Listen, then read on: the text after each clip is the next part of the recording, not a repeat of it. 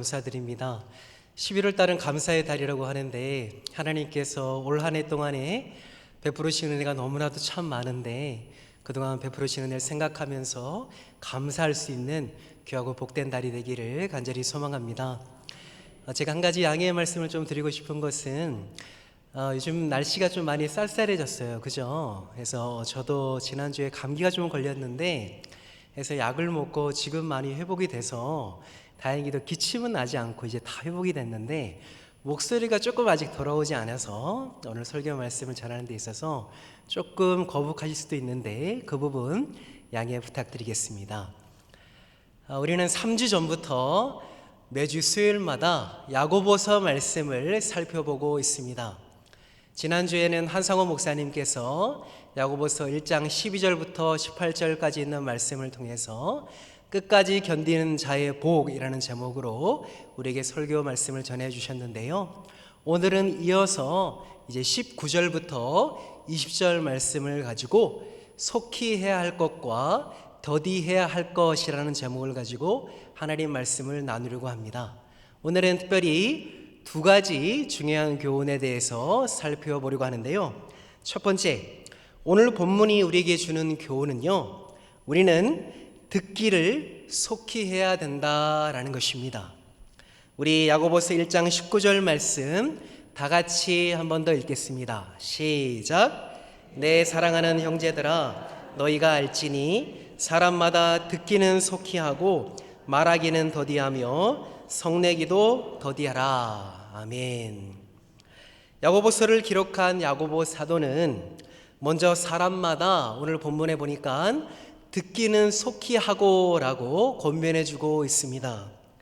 흔히 남의 말을 빨리 알아듣지 못하고 그 뜻을 파악하는 데 있어서 시간이 오래 걸리는 사람을 가리켜서 뭐라고 표현하죠? 말귀를 빨리 못 알아듣는 사람이다 라고 우리는 얘기를 합니다. 말귀가 어둡다라고도 표현하고 있잖아요. 예를 들어서 부모님이 자녀들에게 얘야, 너 요즘 밖에 나가서 노느라고 너무 바쁘지? 내가 너를 위해서 집에 맛있는 음식 차려놨어. 그러니까 빨리 집에 들어오렴 라고 하면은 이 말의 궁극적인 의미가 뭘까요? 이제 그만 놀고 집에 와서 뭐 하라는 거예요? 빨리 책상에 앉아서 공부하라라는 의미가 되는 것이죠. 혹은 어느 날 자녀가 열심히 스마트폰을 보면서 유튜브를 열심히 많이 보고 있는 거예요. 그러자 또 부모님이 한마디 합니다. 야, 요즘 스마트폰 열심히 하는 것 같더라. 유튜브에서 뭐 재미있는 거 있니? 대체 뭘 보길래 그렇게 열심히 보는 거야? 라고 하면 부모님의 실제 의도가 뭐죠? 그 아이가 정말 유튜브 하는 것이 재미있는 게 뭔지 궁금해서 물어보는 거예요? 아니면은 이제 그만 스마트폰 그만하라는 거예요? 그만하고 좀 더 생산적인 일을 하라라는 의도가 담겨 있는 거잖아요. 그렇다면 오늘 본문에서 듣기는 속히 하라라고 되어 있는데 이 말씀이 단순히 말귀를 빨리 알아들으라라는 뜻일까? 눈치가 빠르고 말귀를 빨리 알아듣는 능력이 필요해서 우리에게 하나님께서 야고보 사도를 통해서 이 말씀을 지금 전해주는 것일까요?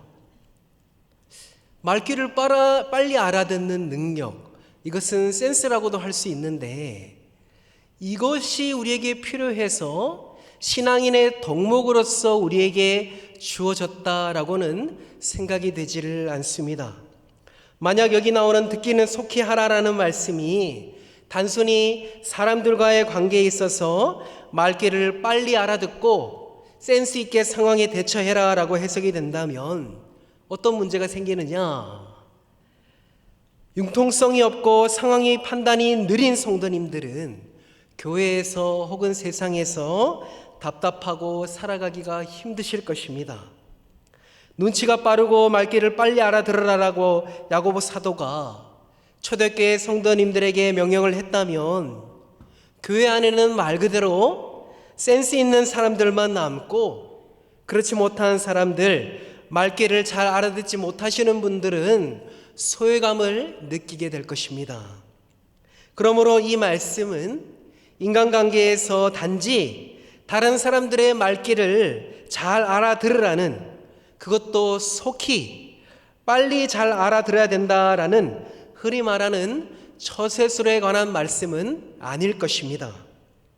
곧 상대방의 의중을 빨리 읽거나 세상 돌아가는 정보에 빨리 대처해야 된다라는 의미가 아니라는 뜻이죠. 그렇다면 오늘 본문에 나오는 듣기는 속히 하라라는 이 말씀의 뜻이 정확히 무엇일까요? 오늘 본문 말씀에서 야고보가 말하는 듣기는 속히 하고의 의미는 앞뒤 문맥을 보면은 우리가 잘 알 수가 있는데, 우리가 읽지는 않았지만 21절 말씀에 보시면 이렇게 말씀하고 있습니다. 우리 자막을 보시면서 여러분이 한번 읽어주십시오. 시작. 그러므로 모든 더러운 것과 넘치는 악을 내버리고 너의 영혼을 능히 구원할 바 마음에 심어진 말씀을 온유함으로 받으라. 아멘. 이 말씀에 보시면은 너희 영혼을 능히 구원할 바 마음에 심어진 무엇을 온유함으로 받으라 라고 말씀하고 있습니까? 말씀을 받으라라는 거죠. 그러니까 곧 하나님의 말씀입니다. 본문에서 듣기라고 하는 이 헬라 단어는요, 아쿠오인데, 이 단어가 사용되었는데 이 단어는 단지 다른 사람의 소리를 잘 듣는 것을 넘어서서 원래 어떤 뜻을 가지고 있느냐, 이해하고 순종하기 위해서 경청한다라는 의미를 담고 있습니다. 그러니까 잘 듣는 것을 넘어서서 이해하고 이해한 만큼 거기에 따라서 순종해야 된다라는 의미까지도 내포되어 있다라는 것이죠. 그러므로 19절에 나오는 사람마다 듣기는 속히 하라에서 듣는다라는 것은 단순히 인간관계에 있어서 다른 사람들의 말귀를 빨리 알아들으라라는 것이 아니라 하나님의 말씀을 빨리 이해하고 순종하기 위해서 경청해야 된다라는 뜻이 되는 것입니다. 야고보서 1장 21절 말씀을 보시면은 너희 영혼을 능히 구원할 바 마음에 심어진 말씀을 온유함으로 받으라로 이어지는데, 이 말씀의 의미는 먼저 우리 마음속에 있는 완고함과 욕심을 내어버리고 겸손히 하나님의 말씀에 귀를 기울이라는 뜻입니다. 하나님 앞에서 먼저 듣는 자세가 되어 있지 않으면 아무리 많은 설교를 들어도 변하지 않는다라는 것이죠. 신명기 6장 4절 말씀에 보시면은, 6장 4절 말씀에 보시면은 하나님께서 모세를 통해서 이스라엘 백성들에게 하나님의 중요한 말씀에 대해서 설명하실 때에 이렇게 말씀하셨는데요. 우리 신명기 6장 4절 말씀 다 같이 읽겠습니다. 시작. 이스라엘아 들으라, 우리 하나님 여호와는 오직 유일한 여호와이시니. 아멘. 제가 자막에다가 들으라 옆에 관로하고 뭐라고 써놨죠? 쉐마라고 써놨습니다. 히브리어로 쉐마 이스라엘 들어보셨죠? 무슨 뜻이죠? 들으라 이스라엘이요. 들으라 이스라엘이요. 이때 당시에도 들으라라는 것은요, 단지 귀를 열고 빨리 그냥 들으라라는 의미가 아니라 듣는데 무엇을 듣는 것이죠? 사람의 말이 아니라 이스라엘 백성들은 누구의 말을 듣는 거죠? 하나님의 말을 들으라. 하나님의 음성을 들으라. 이스라엘 백성이요, 하나님의 말씀을 들어야 됩니다. 어떻게 듣는 거죠? 주의 깊게 이해하고 순종하기 위해서 이 말씀을 들어야 된다라고 하나님은 이스라엘 백성들에게 말씀해 주고 있는 것입니다. 오늘 본문 말씀에서처럼 이 들으라는 대상 역시도 사람이 아니라 하나님이 되는 것입니다. 그렇다면 어떤 상황 속에서 하나님의 말씀을 주의 깊게 들어야 될까요? 야고보서에서 야고보 사도는 우리가 읽진 않았지만 이미 앞에서 배운 내용, 야고보서 1장 2절 말씀에서 보시면은 이렇게 권면하고 있죠. 내 형제들아, 너희가 여러 가지 시험을 당하거든 온전히 기쁘게 여기라 라는 말씀으로 시작합니다.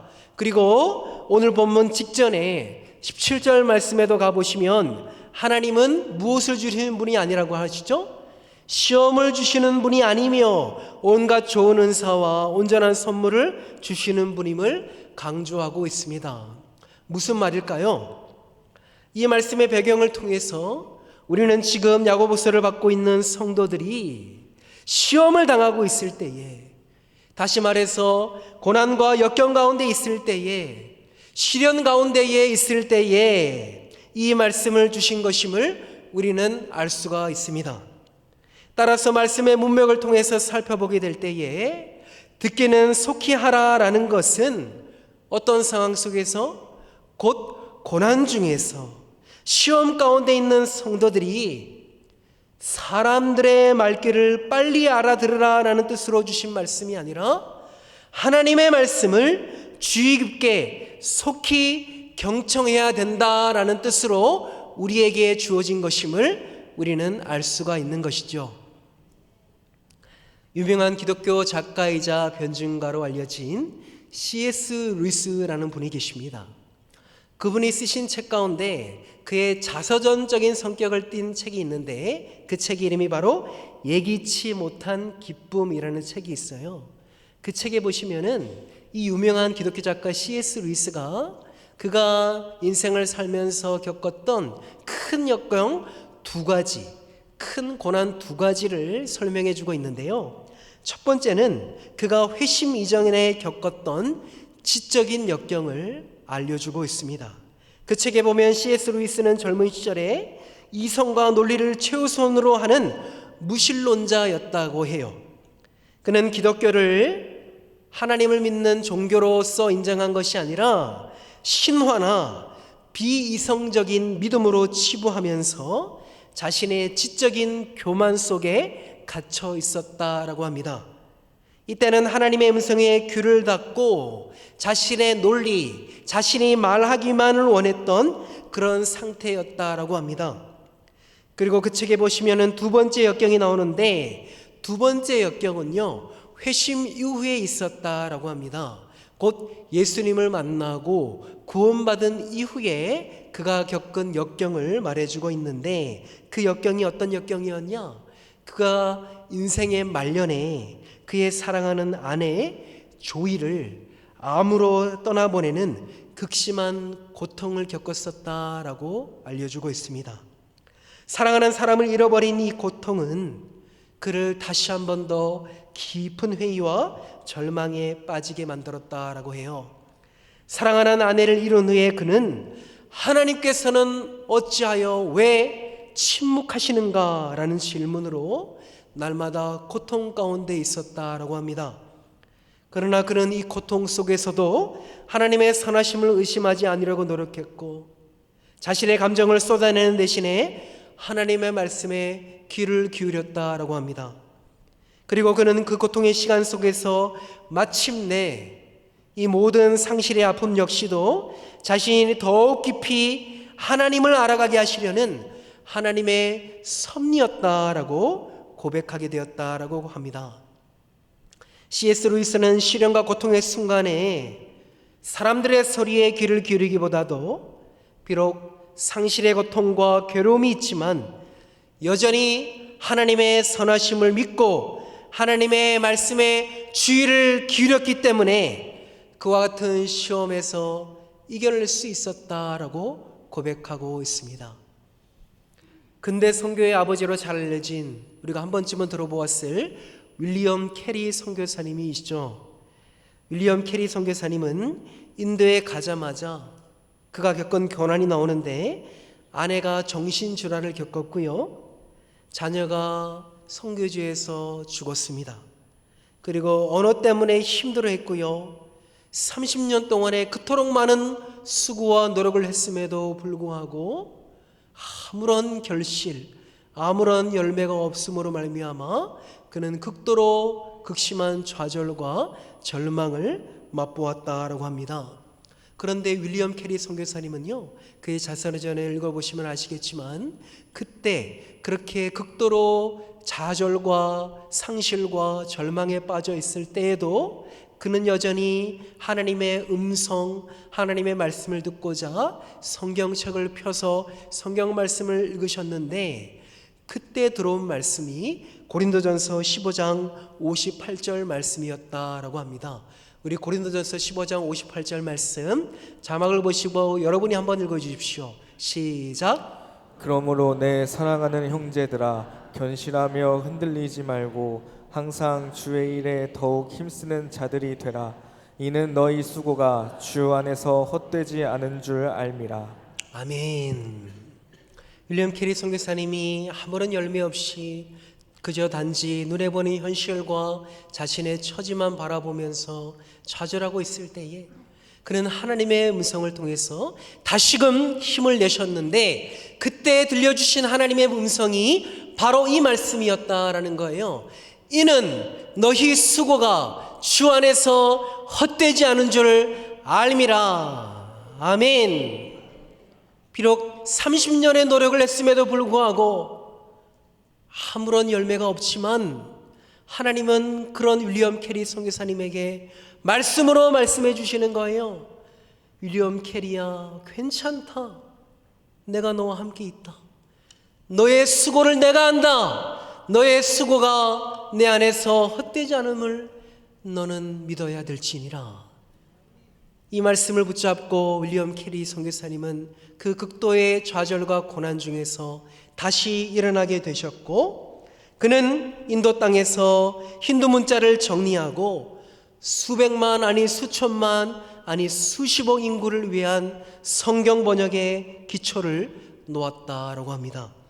윌리엄 캐리 선교사님은 나중에 이렇게 고백을 했는데요, 우리 자막을 한번 띄워주십시오. 그는 이렇게 고백합니다. 말씀 한 구절이 나를 일으켰다. 그리고 그 말씀 한 구절이 인도를 살렸다. 무엇이 살렸다고요? 말씀 한 구절이 살렸다. 사랑하는 성도 여러분, 오늘 야고보서 본문 말씀을 통해서 하나님은 우리에게 듣기는 속히 하라라고 권면해 주고 있습니다. 이것은 단지 교회에 다니시는 성도님들이 사람들의 말귀를 빨리 알아들어라, 센스 있게 대처해라 라고 주시는 권면이 아닙니다. 구원받은 성도로서 우리가 듣기를 속히 해야 되는 대상은 사람이 아니라 곧 하나님의 말씀입니다. 특별히 시험 중에 계신 분들, 고난 중에 계신 분들에게 하나님은 우선적으로 그럴 때일수록 하나님의 말씀을 속히 주의 깊게 들어야 된다라고 우리에게 권면해 주고 있습니다. 왜냐하면 C.S. 루이스와 같이 혹은 윌리엄 캐리 선교사님과 같이 극도로 극심한 시험과 고난과 좌절과 상실과 같은 아픔 속에서도 결국엔 그의 영혼을 일으켜 주실 분이 바로 하나님이시기 때문에 그렇다라는 것입니다. 그러므로 사랑하는 은평교회 모든 성도님 여러분, 지금 특별히 극심한 시험과 시련 중에 계신 분들 계십니까? 그럴 때일수록 더욱더 하나님의 말씀에 집중하게 되시기를 간절히 소망합니다. 두 번째로 오늘 본문을 통해서 우리가 확인할 수 있는 중요한 교훈은요, 듣기는 속히 하되 말하기와 성내기는 더디해야 된다라는 것입니다. 우리 오늘 본문 말씀 야고보서 1장 19절부터 20절까지 있는 말씀 다 같이 한 목소리로 읽겠습니다. 시작. 내 사랑하는 형제들아, 너희가 알지니 사람마다 듣기는 속히 하고 말하기는 더디하며 성내기도 더디하라. 사람이 성내는 것이 하나님의 의를 이루지 못함이라. 아멘. 19절 말씀에서 야고보 사도는 사람마다 하나님의 말씀을 듣기는 속히 하고 그리고 이어서 말하기는 더디하라라고 권면해 주고 있습니다. 그렇다면 여기 말하기를 더디하라라는 말씀의 의미는 무엇일까요? 문자 그대로 말하기를 더디, 곧 느리게 하라라는 의미일까요? 그렇다면 교회 다니시는 성도님들 중에서 그런 분들 계시잖아요. 성격이 급하셔서 말을 빨리 하시는 분들에게는 이 말씀이 어떻게 적용이 되는 건 거죠? 그런 분들 안 계신가요? 주위에 성격이 급하신 분들 계시잖아요. 그래서 어떤 상황이나 문제가 딱 닥쳤을 때 다다다다다 이렇게 말을 빨리 하게 되는 상황이 있잖아요. 위급한 상황 속에서. 그러면 그런 분들에게 이 야고보서 1장 19절 말씀에 듣기는 속히 하고 말을 더디 해야 된다라고 말하는데, 그러면은 아무리 긴급한 상황, 급박한 상황에 몰려있다 할지라도 말을 천천히 느릿느릿 해라, 이렇게 우리에게 권면해 주고 있는 것일까요? 만약에 저기 우리가 바다에 만약에 배를 타고 유람선을 타고 간다고 칩시다. 그런데 해변가에서 어떤 사람이 갑자기 물에 빠져 계시는 거예요. 그러면 우리는 어떻게 반응해야 마땅한 거죠? 여보시오, 저희 저 사람이 물에 빠졌어요. 빨리 119 불러주세요. 사람이 물에 빠졌습니다 라고 큰 소리로 빨리 외쳐야 되는 거잖아요. 그런데 우리가 이 말씀을 말을 더디해야 된다라고 해서, 여보십시오, 저쪽에 저기 사람이 빠져 있는데요, 빨리 119에 전화해 주세요, 이렇게 얘기하면 내가 오늘 본문 말씀에 온전히 순종하는 것이 될까요? 아닌 것이겠죠. 그러면 말을 더디하라라는 것은 말을 느리게 해라라는 의미가 아닌 거네요. 자, 그러면 또 한 가지 생각해 보게 되는 것은 이 말씀의 의미가 말을 그러면 적게 하라라는 의미가 되는 것일까요? 우리가 잘 알듯이 잠언 말씀에도 보시면은 말을 적게 하는 것이 지혜자의 덕목이다라고 알고 있습니다. 잠언 말씀에도 그렇게 기록이 되어 있죠. 과거에는요, 말을 적게 하는 것은 사람들 사이에서도 미덕으로 여겨졌습니다. 특별히 나이 드신 남성분들은 잘 아시겠지만, 남자는 여자보다도 말이 없어야 남자답다라고 교육을 받으셨던 분들도 꽤 많이 있으셨을 거예요. 물론 요즘 시대에도 그런 경향이 없지는 않습니다. 모임 장소에도 보시면요, 대체적으로 모임 장소에서, 카페 같은 곳에서 여성분들은, 자매님들은 만나면 주로 뭐 하시죠? 커피 드시면서 점잖게 가만히 앉아 계시나요? 아니면은 그동안에 있는 얘기 없는 얘기 다 하시면서 주로 뭐 하시죠? 이렇게 대화하시잖아요. 이렇게 카페 구경하러 가시는 분 없잖아요. 얘기하러 만나러 가시잖아요. 얘기하러. 그런데 남자분들은 주로 뭐 하러 가시죠? 그동안 내가 있었던 일에 대해서 나는 오늘 이 친구랑 만나서 시시콜콜하게 다 얘기하러 가야지. 물론 그런 분들도 계시겠지만 주로 남성분들은 목적이 있어서 갑니다. 목적이 있어서. 예를 들어서 사업 얘기하시기 위해서, 혹은 회사 얘기하시기 위해서, 일의 대소사를 나누기 위해서, 아니면은 지금 하고 계시는 취미 생활이나 운동을 위해서 대해서 나누기 위해서 주로 목적이 있기 때문에 그 목적을 가지고 얘기하기 위해서 만남을 갖습니다. 자, 그렇다면 오늘 본문에서 말씀하는 말을 더디하라라는 의미가 단순히 말을 적게 하라라는 말씀으로 해석이 된다면, 남성분들은 잘 모르겠지만 우리 자매님들은, 여성분들은 이 말씀을 들으면 어떻게 생각이 되세요? 말을 더디하라, 말을 적게 하라고 했으니까 이제 카페에 가서 말을 많이 하면 안 되겠구나. 교회에서도 3, 4 모여가지고 구역장 모임이나 교구 모임 하실 때 말을 많이 하는 것은 하나님 말씀에 반하는 것이기 때문에 안 되는 거네, 이렇게 생각이 드시면 아마 대다수가 시험에 들게 될 것입니다. 그러므로 이 말씀의 의미가 단지 사람들 속에서 말을 적게 하라라는 과묵함을 권장하는 의미는 아닌 것이죠. 그러면 야고보서 1장 19절 말씀에서 말씀하는 말하기는 더디하라라는 이 말씀의 의미는 구체적으로 어떤 의미일까요? 바로 앞에서 사람마다 듣기는 속히 하되에서 말씀드렸듯이 이 말씀의 대상 역시도 사람이 아니라 하나님이십니다. 사람의 말이 아니라 하나님의 말씀을 속히 들어야 된다라고 말씀을 드렸는데, 어떤 상황 속에서 이 말씀을 하신 것인가? 지금 야고보서에서 나오는 성도들이 처한 상황은 실험과 시련과 고난 중에 있는 상황입니다. 그러므로 말하기를 더디하라라는 말씀 역시도 같은 문맥에서 우리가 이해를 할 필요가 있습니다. 곧 말하기를 더디해야 된다라는 대상 역시도 사람이 아니라 하나님 앞에서 하나님께 대하여 우리는 말하기를 더디해야 된다라는 것입니다. 특별히 극심한 상실과 좌절의 순간에 처하게 될 때에 우리는 하나님 앞에서 하나님께 대하여서 감사와 찬양과 믿음의 말보다도 불평과 원망의 말을 할 때가 많이 있습니다. 아니, 대부분 그럴 것입니다. 그것이 우리 인간의 본성인 거죠. 그래서 우리 성경은 우리에게 시험에 드는 순간에, 그런 상황 가운데 있을 때에 하나님께 대하여 불평과 원망의 말을 많이 하지 말라라고, 말을 더디하라라고 우리에게 권면해 주고 있는 것입니다. 마지막으로 또 무엇을 더디하라라고 우리에게 말씀해 주고 있습니까? 19절 하반절 말씀해 보시면은 이렇게 말씀하고 있죠.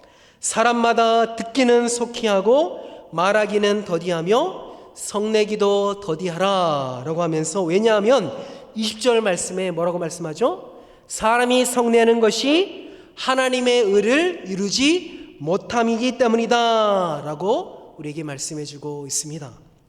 여기 성내기를 더디해야 하는데 그 이유가 뭐죠? 왜요? 누구의 의를 이루지 못하기 때문에? 하나님의 의를, 사람의 의가 아니라 하나님의 의를 이루지 못하기 때문에 우리는 성내기를 더디해야 된다라고 하나님은 우리에게 권면해 주고 있는 것입니다. 쉽게 말해서 사람들이 힘들고 어려운 시험이나 역경을 만났을 때에 고난 중에 하나님께 대하여서 불평하고 원망의 말을 쏟아내고 성을 내는 것이 하나님 앞에서 옳지 않다라는 뜻입니다. 그런데 여러분, 우리는 야고보서의 성도들처럼 시험을 만났을 때에, 극심한 인생의 위기 속에서 솔직히 하나님께 대하여 감사하며 찬양하며 믿음의 고백을 많이 하나요? 아니면 불평하고 원망하고 짜증 섞인 말을 토로하고 심지어 화를 많이 내십니까? 전자이십니까? 아니면 후자이십니까? 침묵하시면 저는 솔직히 전자했던 적이 많은 것 같습니다. 과거 이스라엘 백성들은 그러면 어땠을까요? 하나님의 택한 백성 이스라엘 백성들은 어땠을까요? 대표적으로 우리가 잘 아는 출애굽기 말씀에 보시면은 이스라엘 백성들이 하나님이 시험하실 때에 그들이 하나님께 대한 반응이 기록되어 있는 장면들이 꽤 많이 나오는데, 대표적으로 출애굽기 15장 23절부터 25절까지 있는 말씀을 한번 저와 여러분이 한 절씩 나누어서 읽고 25절 말씀은 다 같이 읽겠습니다. 제가 먼저 읽겠습니다. 마라에 이르렀더니 그곳 물이 있어서 마시지 못하겠으므로 그 이름을 마라라 하였더라. 백성이 모세에게 원망하여 이르되 우리가 무엇을 마실까 하매, 다 같이 읽겠습니다. 모세가 여호와께 부르짖었더니 여호와께서 그에게 한 나무를 가리키시니 그가 물에 던지니 물이 달게 되었더라. 거기서 여호와께서 그들을 위하여 법도와 율례를 정하시고 그들을 시험하실세. 아멘. 출애굽기 15장 지금 읽은 본문 말씀은 우리가 잘 아는 유명한 마라 사건에 대해서 기록해둔 본문입니다. 마라 사건. 이스라엘 백성들이 하나님의 전적인 은혜로 말미암아 애굽에서 나와서 지금 광야의 여정 가운데 있습니다. 이들은 지금 물이 없는 광야의 길을 걸어가고 있는데 너무나도 목이 마른 상태에 있습니다. 그런데 저기 앞에 이제 오아시스가 있을 것 같은 장소에 도착을 하게 된 거예요. 생명과 직결되어 있는 마실 물이 있을 것 같은 그곳 마라라는 곳에 도착했건만 정작 물이 있었지만 물이 어떻게 됐다는 거죠? 써서 마시지 못하게 되었다라는 거예요. 그때 이스라엘 백성들은 어떻게 했다는 거죠? 하나님께 대하여서, 여기 모세에 대하여서 원망과 불평했는데 대표적으로 궁극적으로는 사실은 이스라엘 백성들을 인도내신 분이 누구십니까? 모세가 아니라 하나님이시잖아요. 그러니까 이스라엘 백성들은 그렇게 극심한 위기 속에서 하나님께 대하여 원망했다라고 성경은 우리에게 알려주고 있습니다. 그리고 바로 이어서 출애굽기 19장에도 보시면은 이번에는 신광야라는 곳에 도착합니다. 그리고 거기서도 하나님은 이스라엘 백성들을 시험하셨다라고 말씀해주고 있는데요. 우리 출애굽기 16장 1절부터 4절까지 있는 말씀 한 절씩 나누어서 읽겠습니다. 제가 먼저 읽겠습니다. 이스라엘 자손의 온 회중이 엘림에서 떠나 엘림과 시내산 사이에 있는 신광야에 이르니 애굽에서 나온 후 둘째 달 15일이라. 이스라엘 자손 온 회중이 그 광야에서 모세와 아론을 원망하여 이스라엘 자손이 그들에게 이르되 우리가 애굽 땅에서 고기 가마 곁에 앉아 있던 때와 떡을 배불리 먹던 때에 여호와의 손에 죽었더라면 좋았을 것을 너희가 이 광야로 우리를 인도해 내어 이 온 회중이 줄여 죽게 하는도다. 그때에 여호와께서 모세에게 이르시되 보라 내가 너희를 위하여 하늘에서 양식을 비같이 내리리니 백성이 나가서 일용할 것을 날마다 거둘 것이라. 이같이 하여 그들이 내 율법을 준행하나 아니하나 내가 시험하리라. 아멘. 여기도 보시면은 지금 이스라엘 백성들이 출애굽한 지 정확하게 한 달 보름에 있었던 일을 기록해 주고 있는데요. 이들이 불과 며칠 전입니다. 당시에 마라의 쓴물이 단물이 되는 너무나도 초자연적인 하나님의 기적 같은 그런 일을 경험했음에도 불구하고 마라를 지나서 며칠 사이에 신광에 도착했는데 거기서도 모세와 아론에 대해서 어떻게 했다는 거예요? 원망했다라는 거예요. 불평했다라는 겁니다. 왜 그러냐? 말씀을 보니까 이스라엘 자손이 그들에게 이르되 우리가 애굽 땅에서 고기 가마 곁에 앉아 있던 때와 떡을 배불리 먹던 때에 여호와의 손에 죽었더라면 좋았을 것을 너희가 이 광야로 우리를 인도해 내어 이 온 회중이 줄여 죽게 하는도다. 마라에서는 물이 없어서 원망과 불평을 쏟아내었다면 신광야에서는 이제 먹을 음식이 없어서, 특별히 애굽에 있을 때에 그렇게 맛있게 먹었던, 배불리 먹었던 뭐가 없어서? 고기가 없어서 모세와 아론을 원망했다라고 성경은 기록하고 있는데요. 여러분, 우리는 알고 있잖아요. 이스라엘 백성들이 애굽에서 어떤 생활을 했던 거죠? 떵떵거리며 지냈습니까? 아니면은 비참한 노예 생활을 했습니까? 비참하게 노예 생활을 했었습니다. 과거에는 인권이 아예 없었었죠. 노예는 자기 이름표가 없죠.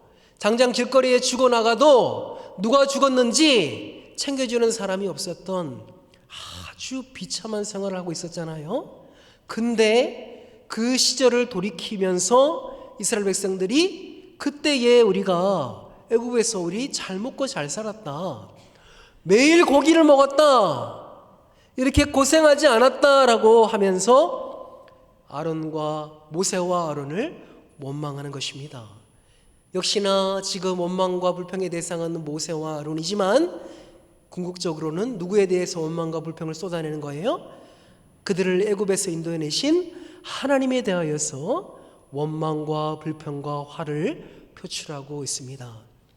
여러분, 노예가 애굽에서 아무리 잘 지내도 노예인 거죠. 거기서 매일 날마다 원하는 만큼 고기를 제대로 먹을 수나 있었겠습니까? 고기 부스러기는 가끔씩 애굽 사람들이 먹다 남은 고기 부스러기는 저기 음식물 쓰레기 있는 곳에서 먹을 수는 있었겠지만 원하는 만큼 배불리는 먹을 수 없었겠죠. 그리고 광야 생활이 아무리 힘들다라고 한들 노예 생활만큼이겠습니까, 여러분? 매일 이스라엘 백성들은 애굽에서 뭘 했을까요? 무거운 벽돌짐을 옮기면서 채찍에 맞아가면서 날마다 고된 노예 생활을 하고 있지 않았겠습니까? 얼마나 힘들었으면 이스라엘 백성들이 400년 동안 하나님께 부르짖게 된 거잖아요. 그래서 하나님이 그 기도를 들으시고 모세를 보내셔서 이스라엘 백성들을 건져내신 거잖아요. 그런데 지금 광야 생활이 조금 힘들다고 과거를 미화시키면서 과거 애굽에서는 그렇지 않았다, 우리가 잘 먹고 잘 지냈는데 우리를 죽게 하려고 너희가 애굽에서 나오게 했느냐, 이렇게 원망하고 불평하고 화를 내고 있다라는 것입니다. 그들은 모세에게 불평하면서 부풀리고 과장하고 또 상상하며 자신의 처지를 확대하고 있습니다. 표면적으로는 모세와 아론에 대해서 원망했다라지만 사실은 그들을 애굽에서 인도하여 내신 하나님께 대하여 원망한 것이나 다름이 없습니다. 그런데요, 여러분, 놀라운 사실이 있습니다. 이렇게 원망하고 불평하고 화를 내는 이스라엘 백성들에 대해서 하나님은 그들을 어떻게 대해 주셨죠? 광야에서 낮에는 구름 기둥으로, 밤에는 불 기둥으로 매일 만나와 메추라기를 먹이시고 반석에서 물을 내시고 광야의 정갈의 위험과 온갖 위험 요소들이 있는 곳에서 하나님은 그들의 발이 부르트지 않게 하실 뿐만 아니라 정말 신실하게 인도하셨고 보호해 주신 분이 바로 우리 하나님 아버지십니다. 광야 같은 인생길을 걸어가는 오늘 우리는 어떻습니까? 우리는 때로 고난 가운데 있으면 하나님이 앞으로 어떻게 인도하실지 모르면서 지금 내 눈앞에 있는 현실 때문에 귀를 닫고 아무것도 듣지 않으려고 하진 않습니까? 우리는 누가 돈을 빌려주거나 사업을 키워준다라는 이야기 외에는 듣고 싶어 하지 않습니다. 오히려 출애굽한 이스라엘 백성들처럼 하나님을 향해서 원망과 불평과 화를 쉽게 그때마다 쏟아내올 때가 얼마나 많은지요. 다윗은 광야에서 온갖 유혹과 시험 속에서 때로는 그도 울분을 토할 때도 많았지만 그럼에도 그는 끝까지 하나님을 붙들었습니다. 자신의 처지와 상황을 하나님께 아뢰면서 하나님의 말씀을 듣기를 원했습니다. 하나님께서는 이 다윗에게 너는 비록 사울에게 쫓겨다니면서 언제 끝날지 알지 못하는 광야에서 정처 없이 살아가고 있지만 그런데 다윗아, 너 걱정하지 마라. 내가 너와 함께하고 있단다. 내가 너의 아버지가 된다. 나는 선한 목자다. 나는 전능한 하나님이다. 네가 내 양을 놓지 않은 것처럼 나도 결코 너를 놓지 않을 것이다. 그러니 비록 지금 힘든 광야의 길을 걸어가고 있다라고 할지라도 이 시험이 언제 끝날지 알 수 없다라고 할지라도 늘 나를 주목하렴. 내가 너의 갈 바를 알려줄 거야. 내가 말씀으로 너를 인도할 거야. 하나님, 내가 너의 보호자가 되어줄게. 그러니 광야에서 그 어떤 극심한 위기 속에 있다 할지라도 너는 안심하렴. 이처럼 다윗이 광야의 인생길을 버텨낼 수 있었던 비결은 다른 데 있는 것이 아니라 그 속에서 오직 하나님의 음성, 하나님의 말씀을 붙잡았기 때문입니다. 이제 자막을 내려주셔도 됩니다. 오늘 야고보서 말씀, 듣기를 속히 하고 말하기를 더디하며 성내기를 더디하라라는 이 말씀은 단순히 사람들과의 관계에 있어서 단지 처세수를 말씀하는 것이 아닙니다. 이 말씀은 나의 형편과 처지에 따라서 내가 먼저 성급하게 판단하고 결정해서 하나님께 대하여 쉽게 원망과 불평과 화를 쏟아내지 말고 먼저 들어보라라는 하나님의 말씀입니다. 오늘 우리가 본문 말씀을 통해서 살펴본 세 가지의 모습, 듣기, 말하기, 성내기는 묶어서 말하면 하나님을 신뢰하는 자의 모습을 나타낸다라고도 할 수 있습니다. 왜냐하면 우리는 시험의 때에, 하나님을 온전히 신뢰할 수 없을 때에 하나님의 말씀을 속히 들으려고 하지 않고 오히려 하나님께 대하여서 원망과 불평의 말을 많이 하고 하나님께 대하여서 화를 많이 내기 때문에 그렇습니다. 혹은 불평이나 화를 쏟아내지는 않지만 하나님께 대하여 마음을 굳게 닫고 기도할 마음을 잃어버린 채 체념하고 살아가는 성도님들도 많이 계십니다. 어떤 면에서 보면 교회는 계속 다니시지만 하나님을 향해서 말을 더디하며 화를 내지는 않으시지만 하나님의 말씀을 오늘 본문 말씀에서처럼 속히 주의 깊게 순종하기 위해서 적극적으로 들으려고 하지는 않습니다. 이러한 경우 역시 똑같이 하나님께 대한 신뢰의 문제가 있는 것이죠. 정말 중요한 질문은 이것입니다. 내게 주어진 현재 처한 나의 형편과 처지와 상황보다도 주어진 환경을 넘어서서 나를 다스리고 계시는 선하신 아버지 되시는 하나님을 지금도 바라보고 있는가라는 것입니다. 어떤 형편과 처지 속에서도 주 예수 그리스도를 통해서 주시는 이 구원의 은혜가 나에게 가장 소중하다, 나는 이 고백을 여전히 나는 붙들고 있는가라는 것입니다. 사랑하는 은평교회 성도님들, 혹시 광야와 같은 인생의 여정 가운데 시험에 빠지신 분은 없으신지요? 극심한 혼란과 목숨이 끊어질 듯한 고통 가운데 계신 분이 계십니까? 그렇다면 오늘 들은 말씀대로 먼저 하나님의 말씀을 속히 들을 수 있게 되기를 소망합니다. 원망과 불평과 화가 나는 상황일지라도 전능하시고 선하신 하나님이 지금 여전히 나와 함께 하심을 믿고 끝까지 견뎌내시기를 소망합니다. 모든 문제보다 크신 하나님의 은혜가 충만히 임하게 되기를 간절히 소망합니다. 기도하시겠습니다. 신실하신 하나님 아버지, 오늘도 수요예배를 통해서 우리에게 생명의 말씀을 주시니 감사드립니다. 세상이 빠르고 시끄러운 시대를 살아가면서 우리의 귀는 세상 소리에 민감하지만 정작 하나님의 말씀에는 더딘 귀가 되어 있음을 고백합니다. 우리의 말은 앞서고 우리는 자주 화를 낼 때도 많았으며 말씀은 더디 듣고 오래 참고 순종하기를 잊고 살아왔음을 회개합니다. 주님, 오늘 야고보서를 통해서 다시금 깨닫습니다. 듣기는 속히 하고 말하기와 성내기는 더디하라라는 이 말씀은 단순히 말의 기술이나 인간관계의 요령이 아니라 고난 중에도 여전히 하나님을 신뢰하라라는 주님의 초청임을 알게 하심에 감사드립니다.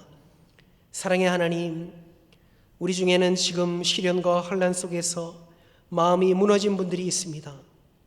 기도할 마음도 하나님께 말씀드릴 말조차 잃어버린 분들도 계십니다.